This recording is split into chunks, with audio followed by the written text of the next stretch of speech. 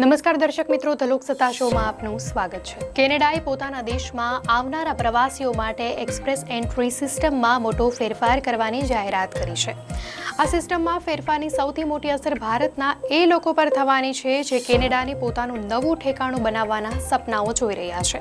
Canada સરકારે સ્પષ્ટપણે જણાવ્યું હતું કે હવે એક્સપ્રેસ એન્ટ્રી મેળવવા માંગતા લોકોને જોબ ઓફર પર વધારાના પોઈન્ટ્સ નહીં મળે। તેનાથી નોકરી શોધવા કેનેડા જતા ભારતીય નાગરિકો પર ખૂબ જ વધારે અસર પડવાની આશંકા વ્યક્ત કરાઈ રહી છે। કેનેડાએ આવું શા માટે કર્યું તેનું કારણ હજુ સ્પષ્ટ નથી થયું।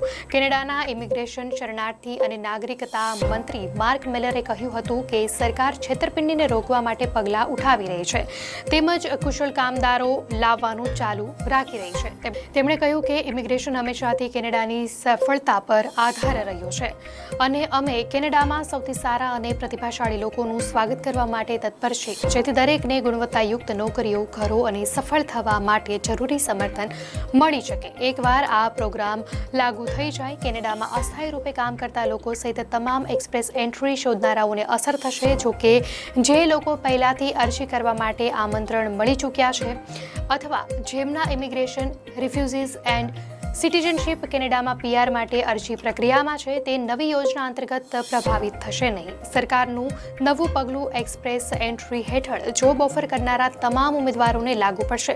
ભારતે 2023માં એક્સપ્રેસ એન્ટ્રી આમંત્રણોમાં પોતાનું પ્રભુત્વ બનાવી રાખ્યું, જેમાં 52,106 ભારતીય નાગરિકોને કાયમી વસવાટ માટે અરજી કરવા માટે આમંત્રણ મળ્યું હતું, જે તે વર્ષ જાહેર કરવામાં આવેલ કુલ આમંત્રણના 47.2% હતું। જોકે જોબ ઓફર પોઈન્ટ્સને સંભવિત રીતે હટાવવાથી ભારત અને અન્ય દેશોના અરજીકર્તા માટે મહત્વપૂર્ણ પડકાર ઊભા થઈ શકે છે।